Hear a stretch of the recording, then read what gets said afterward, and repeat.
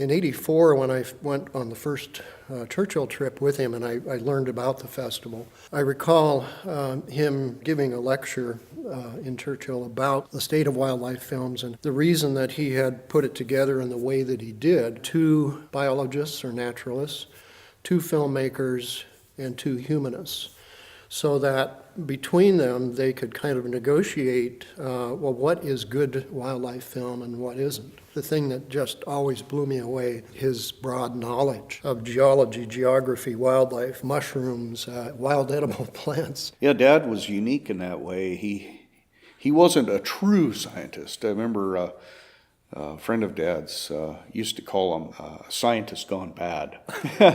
But, you know, Dad was also an educator and a conservationist, you know, and so he blended the 3 together.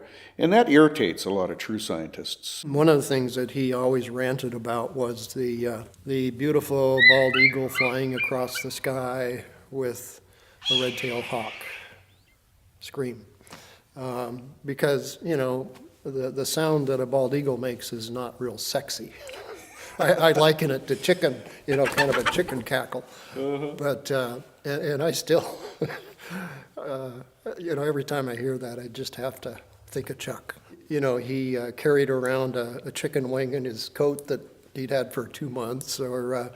But on the other hand, you know, you look at that, oh, that's kind of a, you know, a strange thing. But yet, on the Churchill trips, he sometimes brought 200 pounds of plums or apples or whatever, and essentially fed not only the train but a lot of people in Churchill with this fruit that he had rescued that might have just been thrown away. We had this kind of anthropomorphic thing in the film where we asked people, what kind of bear is Chuck?